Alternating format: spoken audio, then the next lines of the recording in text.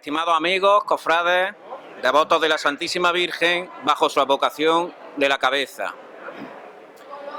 Hablar de la Reina de Sierra Morena en un escenario como este, encuadrado en la cuarta edición de esta Feria de Arte Cofrade La Rosa de Oro,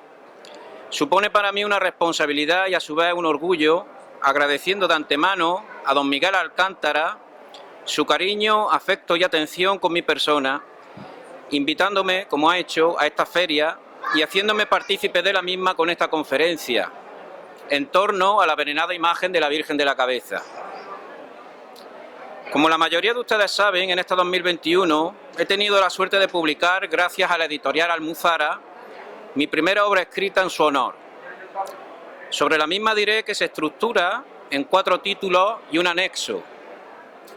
Antes de comenzar la disertación de esta conferencia, quiero agradecer públicamente a don Antonio Arcos Cobo, Juan Miguel Toledo López, Ángel Molina Buitrago, que se encuentran con nosotros aquí, Pedro Palenciano Olivares, Francisco Caño Martínez, Jesús Ángel Palomino León y Alfredo Fernández Villar, sus aportaciones fotográficas para ilustrar esta obra que tenemos aquí presente. También agradeceros, como he dicho, a todos vosotros y especialmente aquí a Mercedes Fernández, que fue hermana mayor de la Cofradía Matriz de la Virgen de la Cabeza en 2017, junto a su esposo José Antonio Hinojo Pérez, que en gloria esté. Pues entrando en materia, diré que el primer título está dedicado íntegramente a la imagen de Nuestra Señora de la Cabeza, siendo estructurado en 2 capítulos.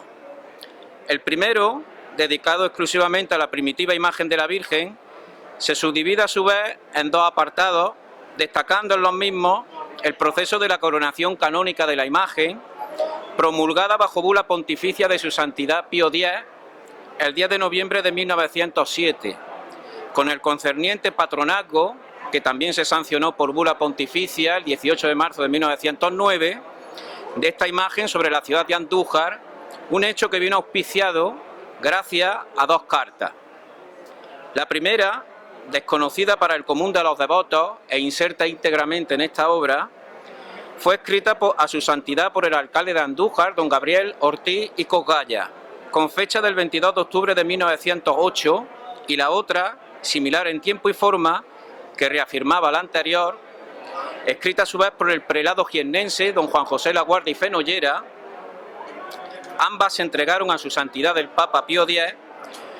en el viaje que este obispo realizó a Roma en representación de nuestra diócesis en diciembre de ese año. En este apartado concreto aporto información sobre las coronas, así como del manto de la coronación canónica. Les aconsejo que presten atención al mismo, puesto que podrán observar la riqueza y el proceso tan sumamente laborioso que englobó la adquisición de las coronas, encargada al prestigioso joyero hispano-italiano, afincado en Madrid, Héctor Maravini Conti. El segundo subapartado nos retrotrae a otro hecho singular e histórico, como fue el 7º centenario de la aparición. Una efeméride que tuvo lugar en Andújar entre los años 1927 y 1928, con un año jubilar incluido, otorgado por bula de su santidad Pío XI, el 9 de julio de 1927. El capítulo segundo comprende todo lo concerniente a la actual imagen que preside el camarín del santuario de Sierra Morena, titular de la Real e Ilustre Cofradía Matriz de Andújar, que fue esculpida por el aloreño, afincado en Granada, José Navas Parejo Pérez, en el año 1944. Tras hacer una descripción de la misma, su iconografía y, lo más importante de todo,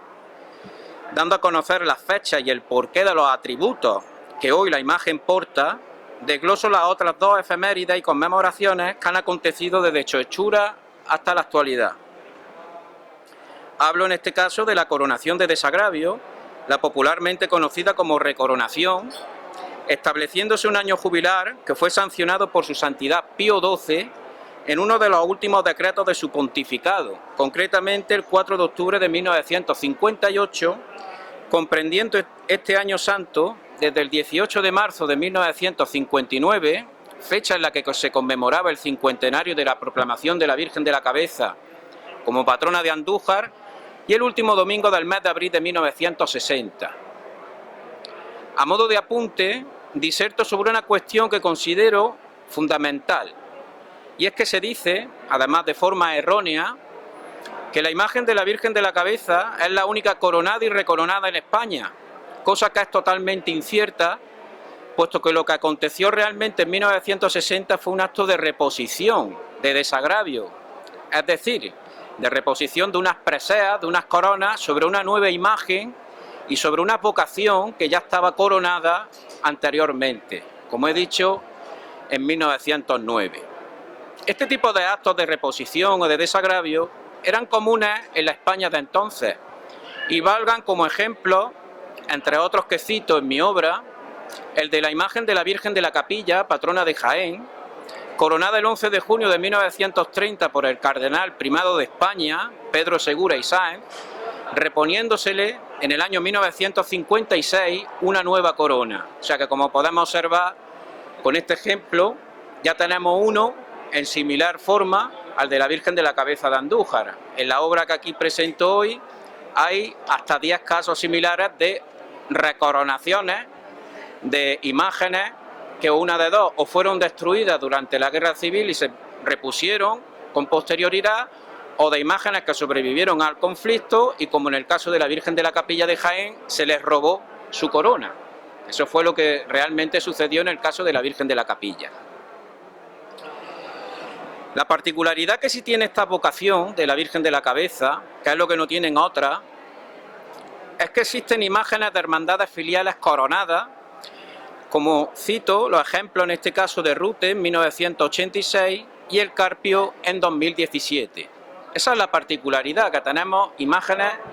réplicas de las del santuario que están coronadas canónicamente, en este caso la del Carpio con bula pontificia de su santidad Francisco I. Sin olvidar también a las de Zújar en la provincia de Granada, Burgasot en Valencia o Motril en Granada también, que tuvieron sendas ceremonias de coronación en 1926, en 1927 y en el año 2000 respectivamente. Decloso lo acontecido en este año jubilar 1969 y 1960, así como del manto en cuestión que la imagen lució para esta efeméride. Un manto que fue diseñado por Antonio Maireles Vela, nacido en Guillena, provincia de Sevilla, en 1920, y ejecutado en los talleres del Vilcheño, afincado en Sevilla, Leopoldo Padilla Bis, haciendo lo propio en esta disertación con las coronas y rostrillos, obra del orfebre cordobés Manuel Aumente, con diseño del andujareño Antonio González Orea. El otro apartado, subcapítulo, se centra en los factos que acontecieron durante el año santo jubilar 2009-2010 y los traslados de la imagen de la Virgen de la Cabeza a la ciudad de Andújar, así como el acontecido en noviembre en Jaén, con la imposición a la morenita de la Rosa de Oro, un hecho singular e histórico de la devoción. En la jornada de hoy, por si no lo saben, se cumplen 12 años desde que su santidad Benedicto XVI otorgó a la imagen de la Virgen de la Cabeza, titular de la Cofradía Matriz, la Rosa de Oro, que le fue impuesta en la Santa Iglesia Catedral de Jaén el 22 de noviembre de 2009. O sea, que estamos hoy de aniversario. Entrando en el título segundo, este en concreto lo dedico íntegramente al santuario de Nuestra Señora de la Cabeza, dividiéndolo en 3 apartados.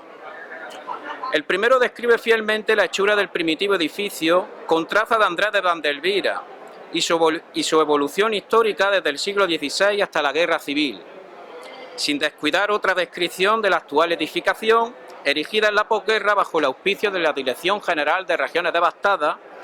con un proyecto del granadino Francisco Prieto Moreno, bajo la batuta de don José Moreno Torres, siendo este segundo, José Moreno Torres, entre los años 1944 y 1945, hermano mayor de la Cofradía Matriz de la Virgen de la Cabeza de Andújar. Esto es importante reseñarlo porque en 1944 este señor, el nombre de la cofradía, como director también general de Regiones Devastadas, adquiere la actual imagen que preside el santuario. Como punto a destacar en este apartado y con relación a la antigüedad del primitivo edificio, transcribo de forma literal una manda testamentaria fechada el 3 de octubre de 1406, perteneciente a doña María de Domingo, viuda de Domingo Llorente, Esta señora en concreto, cumpliendo la voluntad de su esposo, que falleció con anterioridad, dona al santuario un maravedí, siendo este por ahora el documento o legajo más antiguo de existencia de la primitiva ermita en Sierra Morena, dejando al margen, si me permiten la observación, la leyenda de la aparición, carente de fundamento histórico alguno, cuando menos de forma rigurosa o científica. O sea, tenemos que, los historiadores, nos gusta hablar con papeles, con documentación. Y el documento más antiguo que se conserva del santuario, de su existencia, es del 3 de octubre de 1406. Este documento lo sacó a colación en un trabajo magnífico que hizo en el año 2016 Rafa Frías, un historiador de Andújar,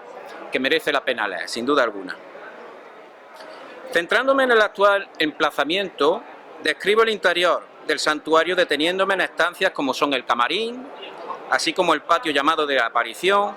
sin olvidar la reja renacentista que se labró en 1564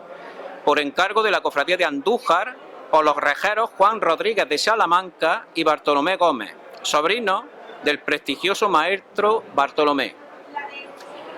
Como todo lugar de peregrinación, desgloso las inmediaciones del templo de forma cronológica, centrándome en dos planos fechados en 1703. El primero es obra de Matías Martínez de Mira y el segundo, anónimo, pero mucho mejor detallado, y que se conservan en la actualidad en el Archivo Histórico Nacional, en el que destacan las construcciones que existían en el entorno de aquella centuria,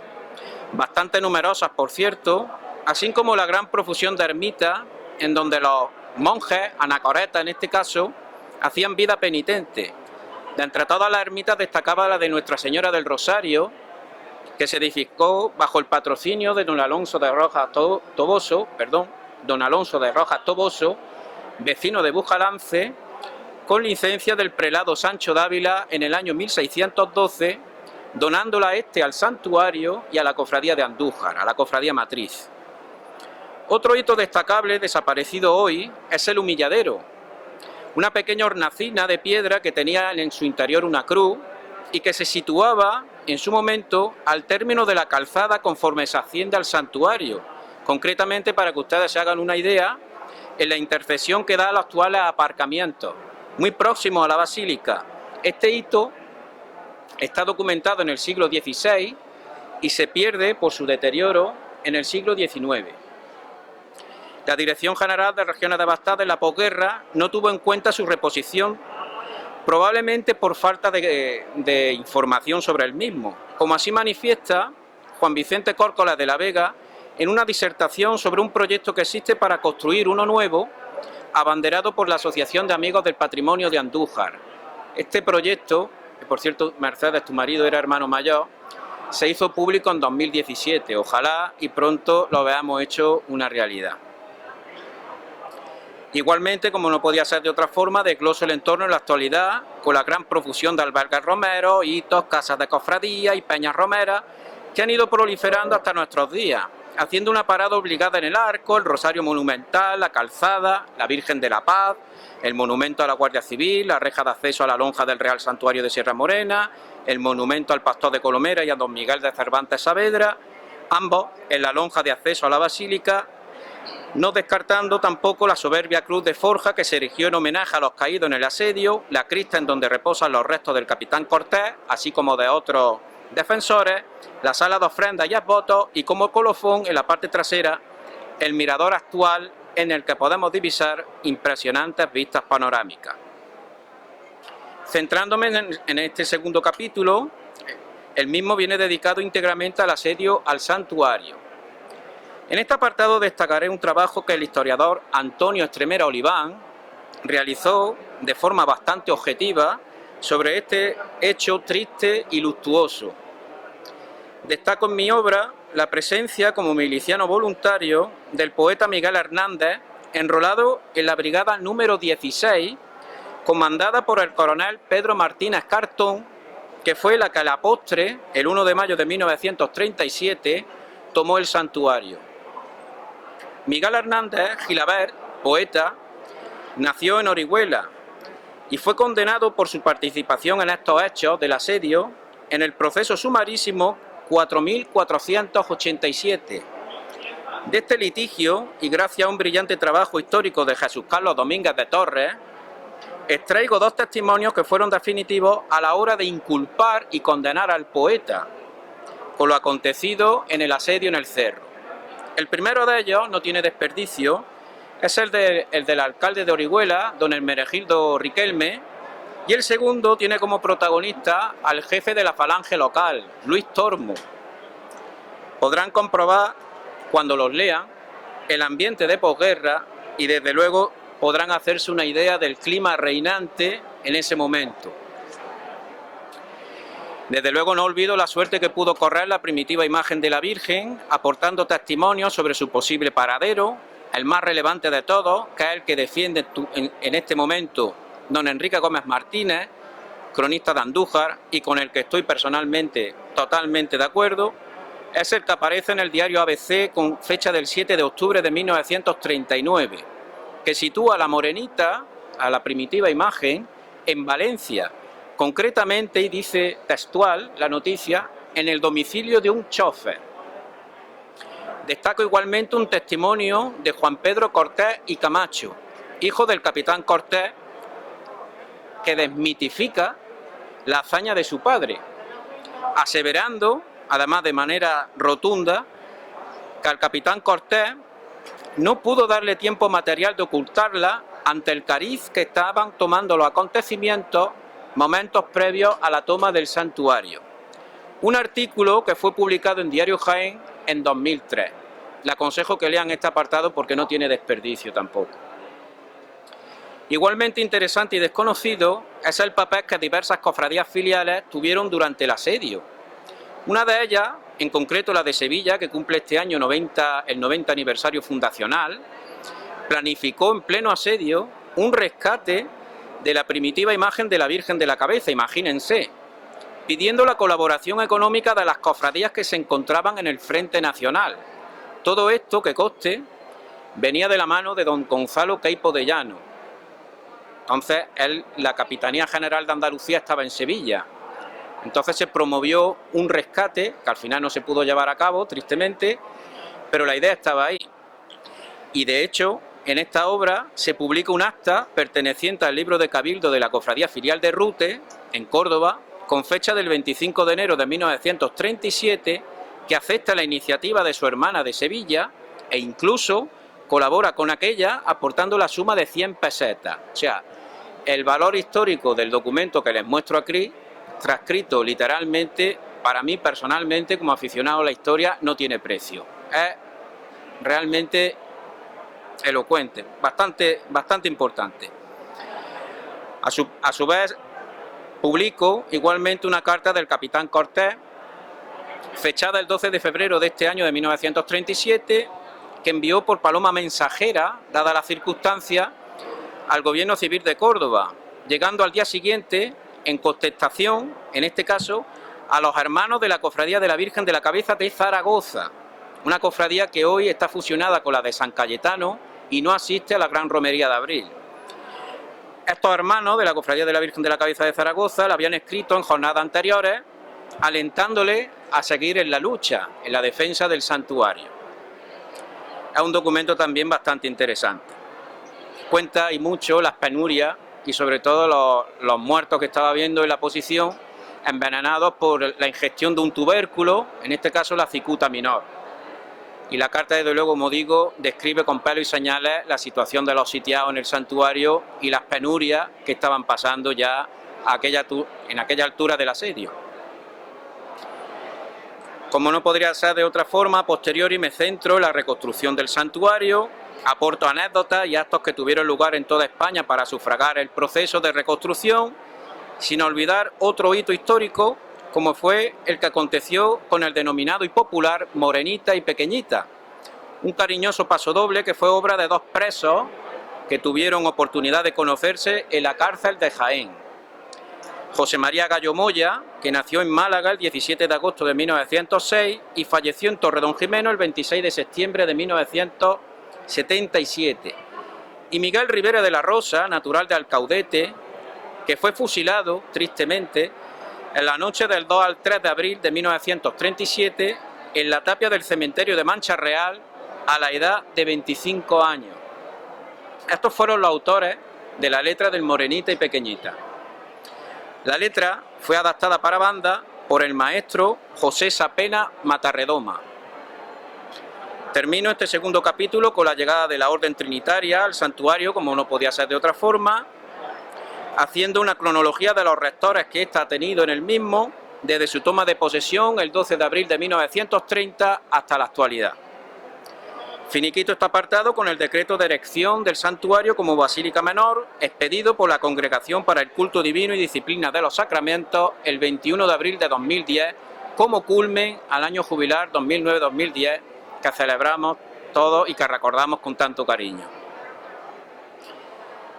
El tercer capítulo de este segundo título, dedicado al santuario, está centrado en los accesos,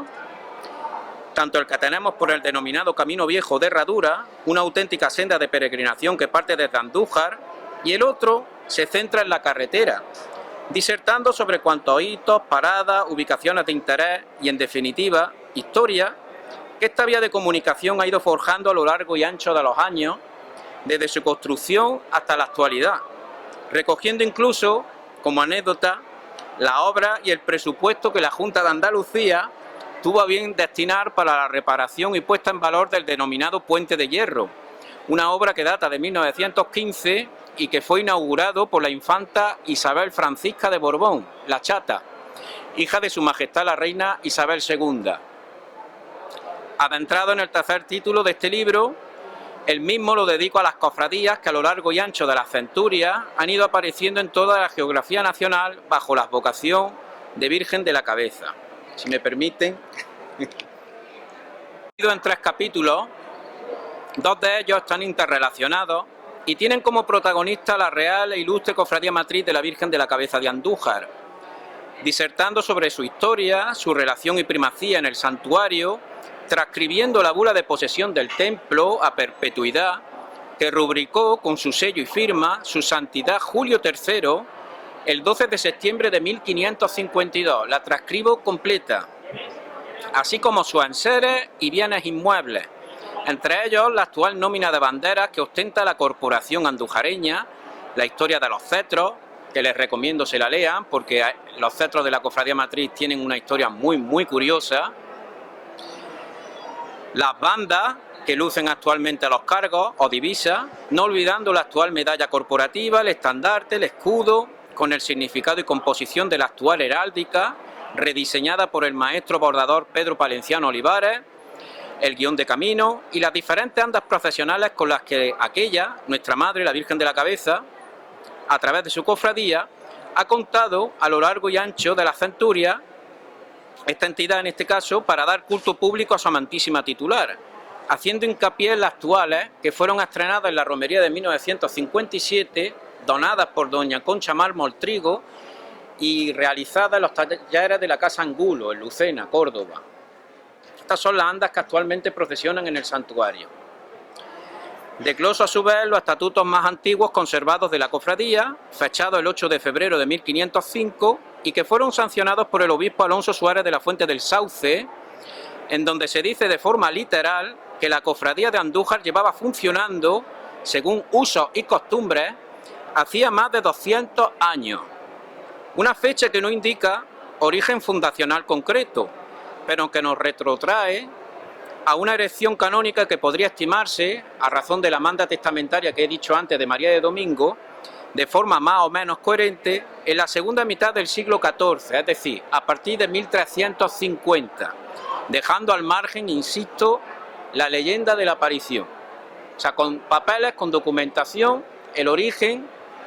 aproximado de la cofradía de Andújar, de la cofradía matriz, lo podríamos datar en torno a 1350, aproximadamente. Otro hecho que me parece curioso reseñar en esta conferencia es la transcripción, literal también, de la carta que la Cofradía Matriz escribe a Su Majestad la Reina Isabel II, con fecha del 24 de abril de 1844, solicitando a la misma la devolución del santuario, ya que éste había sido desamortizado junto al resto de bienes eclesiásticos, por el Estado, bajo el auspicio de la Ley Desamortizadora de 2 de septiembre de 1841, durante la regencia de Espartero. Una ley que fue redactada por Pedro Segura y Rull, ministro de Hacienda en esa época, durante el gobierno de Antonio González González. Esta ley tendría una duración escasa, concretamente de 3 años, y como anticipo de su derogación, es la respuesta afirmativa que recibe de devolución del templo la cofradía de Andújar, devolviéndosele esta, en concreto el edificio, con fecha de 2 de diciembre de 1844. Una carta que viene con el sello y la rúbrica de Joaquín de la Moneda, gobernador civil interino de la provincia de Jaén, en nombre de su majestad. Para finalizar este apartado, dedicado a la Cofradía Matriz de Andújar, inserta los diversos actos, cultos y actividades de aquella. El tercer título, en este caso, se lo dedico de forma íntegra a las cofradías denominadas hoy por hoy filiales. Y aquí quiero hacer un inciso que considero que todo el mundo tiene que saber porque es muy importante el por qué se les llama filiales. No es porque la cofradía de Andújar así lo quiera, es ni más ni menos porque como tal, así las reconoce don Santiago García Aracil, obispo de Jaén,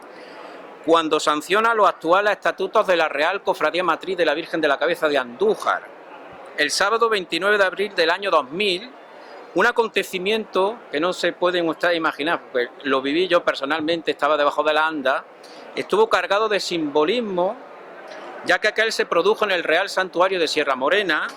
sede canónica de la cofradía, tras la presentación de la misma ante su amantísima titular. Conforme terminó la presentación y la sabatina, se encerraron en la sacristía del santuario y allí don Santiago García Aracil reconoció a la de Andújar su condición de matriz y sancionó los estatutos. Eso es importante que ustedes lo sepan porque es una fecha histórica que muchos, incluso cofrades de Andújar, no saben o no han prestado la atención debida. Y eso es importante que las propias cofradías filiales también lo conozcan. Hay una rúbrica de un obispo, el 29 de abril del año 2000, sábado de romería. Al hilo de esto comienzo este capítulo dedicado a las filiales con la fundación de las 3 primeras cofradías. Lógicamente tengo que mencionar a la primera, la de Andújar, que como hemos hablado tiene un posible origen que se data en el siglo XIV, pendiente, insisto, de concretar. La siguiente será Arjona, parece ser que a comienzos del siglo XVI, puesto que hay quienes afirman que fue el prelado Alonso Suárez de la Fuente del Sauce quien sancionó sus reglas también en 1505. Colomera, provincia de Granada, será la tercera, sin precisar origen fundacional alguno. Por mi parte, ya he dicho que destierro cualquier tipo de erección canónica relacionado con la milagrosa leyenda de la aparición, puesto que en aquella época, en el siglo XIII, esta población estaba inserta en el antiguo reino nazarí de Granada y su reconquista cristiana se produjo en 1486. O sea, la realidad es que hasta 1486 Colomera no se hace cristiana. Difícilmente podía haber una hermandad erigida en el siglo XIII, en este caso en 1227. Como pueden comprobar, la diferencia en la cronología es más que evidente. Pero dicho esto, no resto ni mérito ni atisbo de veracidad a la milagrosa leyenda de la aparición, que ahí está como fondo documental también y origen de esta devoción tan antigua. La cuarta cofradía que se erige en el tiempo, según afirma Rafael Frías Marín, será Lucena, en la provincia de Córdoba, constituyéndose aquella, a razón del testimonio de este historiador local, el 11 de mayo de 1551. Entre esta fecha, entre el 11 de mayo de 1551 y el 27 de abril de 1555, la cofradía de Andújar, ante el incremento constante de hermandades asistentes y la repercusión que estaba alcanzando la romería de abril, se ve obligada a redactar una concordia que también inserto aquí íntegramente en esta obra y que transcribo, como digo, literalmente. Un documento de vital importancia que dota de antigüedad en el puesto que debían ocupar en la procesión las cofradías asistentes, cosa que firman todas y cada una de ellas, 11 en total en la romería de 1555. La última era la de Osuna, en la provincia de Sevilla. A continuación, y tras desglosar una por una las cofradías censadas por la de Andújar, a partir de entonces, a partir de 1556, llegamos a 1595, contabilizándose ya un total de 63 cofradías, imagínense. Vemos, por tanto, que en este intervalo de 40 años hubo una explosión devocional, todo ello bajo el auspicio del Concilio de Trento, una reforma que promovía como uno de sus principales vértices la religiosidad popular y, más concretamente, las manifestaciones públicas de fe referentes a la Virgen. Otra relación de cofradía muy semejante a la anterior es la que Manuel Salcedo Lis hace en su célebre y afamado panegírico historial de Nuestra Señora de la Cabeza de Sierra Morena, que editó la imprenta Julián de Paredes en 1677. Aquí se contabilizan 69 cofradías. Aquí ya vemos que la cosa más o menos se va manteniendo.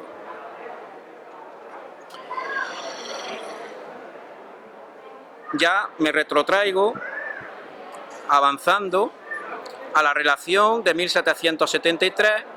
cuando la Real Chancillería de Granada, con fecha de 16 de marzo de ese año, suspende la romería y la concurrencia de las cofradías entonces, 71, había entonces, a la fiesta de abril. Una fiesta que se seguirá celebrando, a pesar de ello, con carácter popular, aunque la autoridad, en este caso el corregidor de Andújar, en este caso la persona que hace las veces de alcalde, requirió las constituciones y las reglas a las cofradías. Esta suspensión se mantendrá 9 años, hasta 1782. Y las primeras cofradías a las que se le aprueban sus nuevas reglas serán, en este caso, Santa Fe, hoy extinguida, Andújar, Colomera, Martos y Alcalá la Real. Aquí hay un dato que quiero que conozcan ustedes, y es que por Real Cédula, fechada el 25 de noviembre de 1786, se aprueban los estatutos de la Cofradía de Colomera e instan a esta, con el pretexto de ser aquella la cuna del pastor que encuentra la sagrada imagen y ante la ausencia de Arjona, que recordemos era la número 2, que perderá este segundo puesto de forma definitiva, ya que no concurra la romería nuevamente hasta 1858, pues como bien digo, por esta Real Cédula, insta a la de Colomera a unirse en un todo a la Cofradía de Andújar. Imagínense. Este hecho verídico se documenta en dos testimonios que inserto en el libro. Uno fechado en el mes de agosto de 1794, que habla del traslado de la imagen de la Virgen de la Cabeza a la parroquia de Santa María la Mayor, con motivo de unas rogativas por el triunfo de las armas españolas en contra de las francesas, mientras reinaba en España Su Majestad el Rey Carlos IV, y otro, más explícito aún, inserto en 1890 en una obra que se titula Álbum de fotografías de la romería de Nuestra Señora de la Cabeza. Como digo, es de 1890 y el autor de esta obra, una auténtica reliquia, es Santiago Mesía. El siglo XIX será de muchas convulsiones políticas, hasta tal punto, como he mencionado con anterioridad, que el santuario será desamortizado y la imagen de la Virgen trasladada hasta Andújar en varias ocasiones. Una de ellas, su estancia se prolonga durante más de 10 años, concretamente entre 1835 y 1845. Imagínense, en este caso la imagen permanecerá en el desaparecido convento de San Francisco. En esta etapa contamos con varias relaciones de cofradías, una de ellas data de 1859. Aquí había censadas 16 cofradías. Ya nos remontamos al siglo XX, en donde hago un estudio medianamente pormenorizado, a razón de la documentación con la que he podido hacerme, de las cofradías asistentes con anterioridad a la Guerra Civil Española, tomando de referencia, entre otros, el programa de actos de 1936, que se editó por el excelentísimo Ayuntamiento de Andújar y la Cofradía Matriz, con premura, ante la situación política reinante entonces, muy tensa, muy convulsa, que desencadenaría en abierto conflicto meses más tarde. 1960 será otra fecha, la de la recoronación, en este caso, en la que fijarse. Insertos, como digo, en los factos de la coronación de desagravio, con otra relación que extraigo de Francisco Calzado Gómez y de su libro Año Santo en Sierra Morena, Una relación facilitada por orden alfabético, esta es la curiosidad, que no por antigüedad de las cofradías, sorprende bastante la verdad, por don Joaquín Colodrero Ábalos, secretario que fue de la Cofradía Matriz entre 1958 y 1996. Más recientemente son el censo de 1987, en vísperas del Año Santo Mariano, que se decretó por su santidad Juan Pablo II. Por cierto, allá conmemoramos su santo, su onomástica. Juan Pablo II está canonizado y el 22 de octubre de cada año se conmemora, se celebra su solemnidad. Este pontífice tuvo a bien decretar el Año Santo Mariano, como digo, entre 1987 y 1988, que tuvo como culmen, en lo concerniente a esta devoción, la venida de la Virgen de la Cabeza a la ciudad de Andújar, con fecha del 24 de febrero de 1988, permaneciendo en la parroquia de Santa María la Mayor hasta el domingo 28 de febrero. En el Día de Andalucía se subió al santuario, censándose en aquel intervalo 55 cofradías que decloso aquí por orden de fundación y aparición en la romería, según los casos y documentación consultada. La siguiente relación ya será la del 2000, para finalizar este apartado, insertando la relación actual a razón de mis consultas en el seno de la cofradía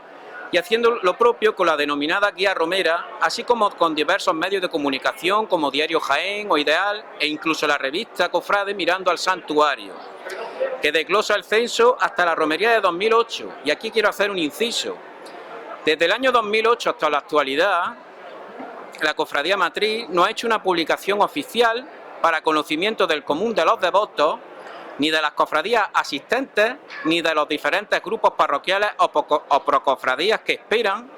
con el tiempo, erigirse canónicamente en hermandad, en sus respectivas diócesis. Me he tenido que ayudar, como digo, de estos medios de comunicación, así, bueno, pues diversas páginas también de temática romera, como son Andújar Peregrina, www.virgendelacabeza.net, perteneciente a don Ángel Molina Buitrago, aquí presente, y como digo, también de los diversos medios de comunicación, Jaén, Ideal, la Guía Romera, porque la cofradía, en Mirando al Santuario, desde el año 2008, no edita una relación fehaciente y actualizada del censo de cofradía. Esto es importante porque creo que va siendo hora de conocer con exactitud. Con todo, les puedo decir que en la actualidad existen 67 cofradías filiales censadas y 8 procofradías, incluyendo a esta de Torre del Campo, en donde nos encontramos aquí en este stand, y a la de Pegalajá, miembros de este grupo parroquial que han tenido a bien pues acompañarme en esta disertación. Espero que pronto pues el Obispado de Jaén os apruebe vuestras constituciones y nos veamos en el santuario como hermandad y que la de Andújar otorgue el puesto de antigüedad que os merecéis. Así que mucho ánimo y muchas gracias por estar aquí. Bueno, pues prosiguiendo, como digo, son 8 procofradías y además para la festividad de la aparición aparecen por cuna en la diócesis de Jaén, Los Olivares en Granada y junto a la aldea de los Pascuales, una aldeíta de la Puerta de Segura, que como digo suelen asistir, no siempre, pero suelen asistir a la festividad de la aparición. Con anterioridad a la pandemia hizo su anuncio de concurrir a la romería la Hermandad de Nuestra Señora de la Cabeza de Priego de Córdoba, fundada en 1574. Esta quiere venir, quiere reincorporarse. A su vez, Archidona ha quedado constituido como grupo parroquial en 2019. Una representación del mismo viene amadrinado por la Cofradía Filial de Málaga. Y más recientemente, hace 10 días, además con mucha satisfacción por este que les habla, hemos tenido conocimiento de la posible fundación de un grupo parroquial de la Virgen de la Cabeza en Chipiona, en Cádiz, en donde el otro día se celebró una misa con una imagen pues cedida por unos particulares que quieren fundar allí una cofradía. En Cádiz tenemos la Fraternidad Mercedaria de Nuestra Señora de la Cabeza, en Jerez de la Frontera, y aparte en 1630 hubo en Cádiz capital una cofradía también dedicada a la Virgen de la Cabeza, que aunque no asistía a la romería, pero sí tenía en sus reglas, al igual que pasaba con la primitiva cofradía de la Virgen de la Cabeza de Sevilla, la de las 7 palabras, el asistir a la romería de abril. Otra cosa es que sobre la práctica los medios de comunicación que había no eran los de hoy y no solían asistir celebrando su fiesta en sus respectivas ciudades de origen. Finalizando este tercer capítulo, inserto una relación de poblaciones y hermandades no filiales que comparten la fe y advocación de la Virgen de la Cabeza.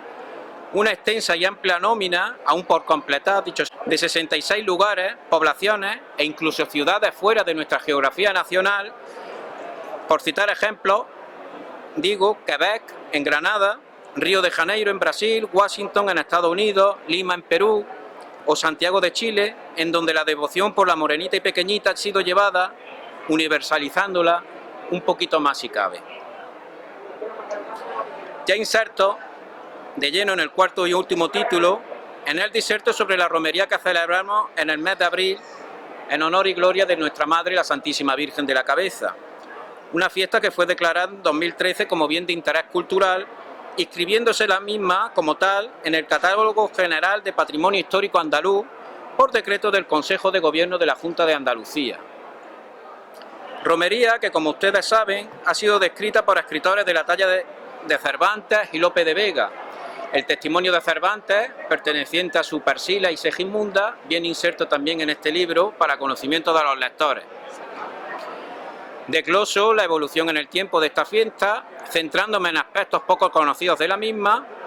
y del porqué. Es importante el saber el porqué de las tradiciones, entre otras la del viernes de romería y la pernocta que antaño las cofradías filiales hacían en Andújar en la tarde-noche del viernes de romería para salir a primera hora de la mañana del sábado, camino del santuario por estricto orden de antigüedad, precediendo la salida de la cofradía de Andújar, que era la última en cerrando el cortejo en este caso. Y por cierto, también tengo que decir, la primera en presentarse en el santuario ante su amantísima titular y patrona, no como hoy, que es la que cierra el cortejo. O sea, fíjense la evolución de la fiesta y desde luego el constante trasiego que la tradición o la costumbre ha hecho, con una guerra civil de por medio y la pérdida irreparable tanto de vidas humanas como de bienes materiales que aquello produjo. Inmenso.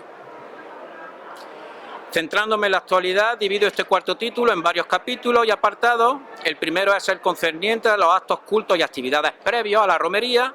disertando sobre el cartel de romería, una presentación que acontece en condiciones normales en el mes de enero de cada año, la misa del patronazgo, que suele celebrarse el próximo al 18 de marzo, en la parroquia de Santa María la Mayor, los denominados y antiquísimos domingos de publicación de banderas o convite, con horarios, citas y paradas, así como del pregón, haciendo una reseña histórica de aquel y desglosando sobre sus correspondientes pregoneros desde que en 1965 don Jaime de Fossá y Torroba, conde de Rocamartí, tuviera el honor de ser el primero en una larga y prolija lista de personalidades que han tenido a bien aclamar las grandezas de la Virgen. El segundo apartado se centra en la semana de romería en Andújar, no pudiendo dejar pasar, desde luego, el concurso de sevillanas y fandangos en honor del célebre y recordado Manolo Lopi, que organiza junto al denominado Pórtico de Romería el excelentísimo Ayuntamiento de Andújar,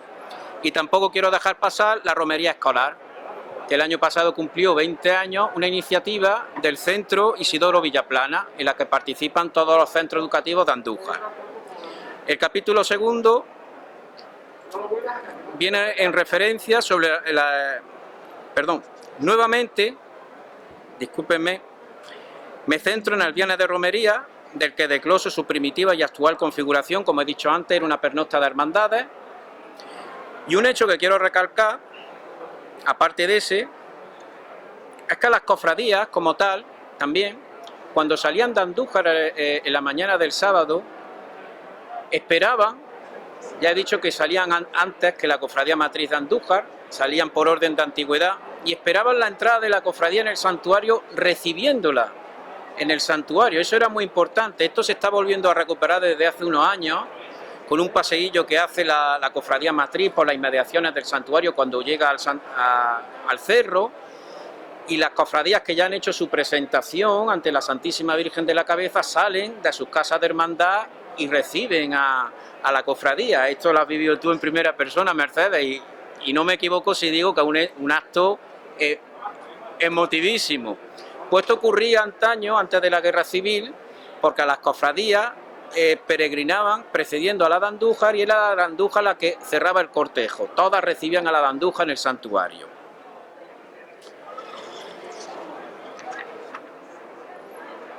El tercer capítulo de este título cuarto es el dedicado a la romería en el santuario, de la que hablo largo y tendido, empezando por la misa de Romero y la salida de la cofradía matriz, como he dicho anteriormente, de nuestra población. Las presentaciones de las cofradías filiales en el santuario, un hecho de trascendental importancia, además fundamental, porque le da contenido a lo que antaño se denominaban las solemnes vísperas. Las solemnes vísperas eran las presentaciones de las cofradías ante la Virgen de la Cabeza. La primera, como digo, era la de Andújar, que se presentaba ante la Virgen y ponía su insignia en el altar mayor. La segunda, en la antigüedad, era Arjona y se ponía en el lado del Evangelio. Y la tercera, que era Colomera, hablo de los siglos XVI y XVII, se ponía en el lado de la Epístola. Y estas tres cofradías recibían al resto, en lo que se denominaban las solemnes vísperas. Como no puede ser de otra forma, hablo de la madrugada del sábado al domingo de romería, de las misas que allí se suceden en el interior de la basílica, así como de su actual denominación y horario, actualizado a razón de los programas editados por la cofradía y el santuario en estos últimos años anteriores a la pandemia, y no quiero, ni lo voy a hacer nunca, ni puedo dejar pasar a un grupo de hombres y mujeres valientes que se aferran al paso de la Virgen, buscando la gloria año tras año, sin importar el lugar de procedencia, condición, edad, cansancio, horas de espera, ni el esfuerzo físico o psicológico que supone portar a la Virgen en hombros, junto a su divino Hijo, en la estrecha calzada. Como no podía ser de otra forma, hablo de los anderos de la Virgen de la Cabeza. Gracias, Miguel. Como digo, hablo de los anderos de la Virgen de la Cabeza, un colectivo al que pertenezco, disertando sobre sus orígenes, la evolución propia del colectivo, hasta que en el año 2006 se funda la denominada Asociación Mariana de Anderos de la Santísima Virgen de la Cabeza de Sierra Morena, de la que guardo un grato recuerdo. Momentos importantísimos como son el traslado del camarín a las andas, la misa principal y la posterior procesión, vienen desglosados ampliamente con horarios, recorridos actualizados de aquella, hitos, anécdotas y su culmen, que acontece cuando la imagen de la Virgen, allá por las 4 de la tarde, se encierra en el camarín. Como añadido a este apartado dedicado a la romería y por su relevancia histórica, hago una crónica de lo acontecido en el año 2020 con la suspensión de la romería de la Virgen de la Cabeza, un acontecimiento que no sucedía desde 1937, inmerso en la Guerra Civil. Transcribo, por su importancia documental, literalmente además, la homilía que don Amadeo Rodríguez Magro, obispo de Jaén, pronunció en aquella misa celebrada en el santuario de Sierra Morena el domingo 26 de abril, que fue retransmitida, mientras estábamos todo el mundo confinados, por Canal Sur. Así como igualmente transcribo la bendición apostólica de su santidad Francisco I, que tributó a todos los romeros y devotos de nuestra Madre, una lectura que tuvo lugar por parte de Francisco Juan Martínez Rojas, vicario general de la diócesis de Jaén. Para concluir esta conferencia, como punto final, inserto un anexo a esta obra, en el que describo la festividad de la aparición, así como las traslaciones de la Virgen de la Cabeza a la ciudad de Andújar y a la ciudad de Jaén, también las documento, tanto la de 2004 como la de 2009. Prosigue este apartado con la novena que tributamos en honor y gloria a la Virgen en Andújar, en el mes de mayo, y el traslado de la imagen vicaria que veneramos en la ermita de la calle Ollería hasta la parroquia de San Miguel. Este jueves, posterior al último domingo de abril, tiene lugar la elección del hermano mayor por sufragio de los cofrades, como antaño sucedía. Terminando este apartado, como digo, con una descripción de parte de los mantos más significativos que la Morenita posee tanto en el santuario como en la sede social de la cofradía en la calle Vendederas 20. Cierra hasta en eso y por consiguiente la obra, y de paso también esta conferencia, un guiño que voy a hacer y que va inserto en el recuerdo de una corona de la que hablo como posible proyecto a recuperar para este más que próximo 8º centenario, basada esta presea en la que en su día regaló don Juan Álvarez Serrano a la Virgen en 1650, conocida aquella como la corona del Indiano, de la que hago una descripción, invitando a la cofradía matriz, aquí lo dejo, a que abandere este mágico proyecto a poder ser para devolverle esa impronta barroca a la imagen de la Virgen de la Cabeza. Muchas gracias a todos por vuestra asistencia, de corazón.